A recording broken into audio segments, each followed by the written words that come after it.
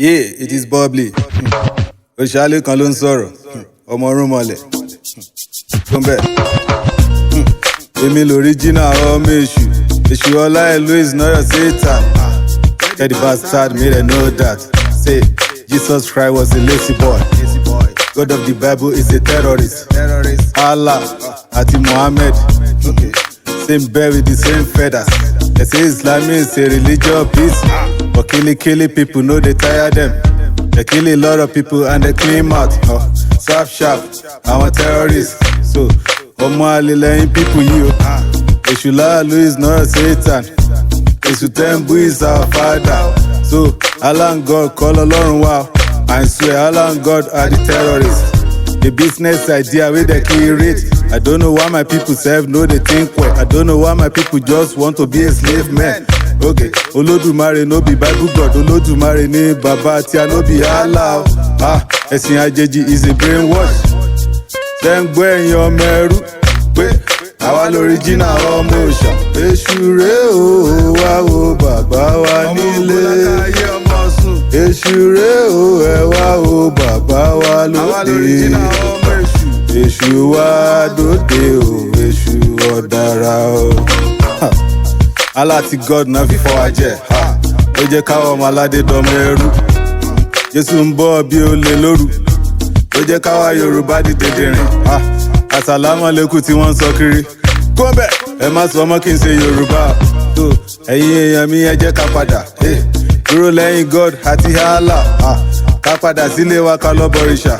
So kọ́mọ ọba má dọmọ ẹrú. Ká má pa wá anyhow bí ti màálù. Ká sòrù ká náwó ká tún ṣe máàlù. Torí pé tó bá sọ pé bàbá ẹ lẹ́sẹ̀ kan, I'm very sure wọ́n máa pè ẹ́ ní ọmọ arọ. Ìṣẹ̀ṣe làgbà ẹ jẹ́ ká wálé o. Kábọ̀ Ògún, kábọ̀ Èṣù, kábọ̀ Ọ̀ṣun. Kábọ̀ Bàtálá, kábọ̀ Ṣàngó. Kábọ̀ Ọ̀rúnmìlà, ká tún bọ̀ Ọ̀fà. Kábọ̀ àwọn òrìṣà nílẹ̀ ọ̀dà ayé. Ìlú ọmọ aládé tán pè ní Yorùbá. Káwọn ẹrú Allah kan yé pa wá mọ́. Káwọn àgùntàn God kan yé jẹ wá mọ́. Torí pé Allah God are the terrorists. Do you know how many people God kill? Please go and check your Bible, Wikipedia. Do you know how many people Allah kill? They use the name of God killing people even today.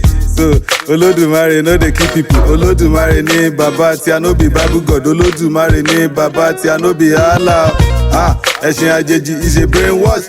Okay, ṣé ń gbọ́ ẹ̀yin ọmọ ẹrú pé àwa l'original ọmọ òòṣà. Èṣù rèé o, wá wo bàbá wa nílé. Èṣù rèé o, ẹ wá wo bàbá wa lóde. Èṣù wá dóde o, èṣù ọ̀dàrà o.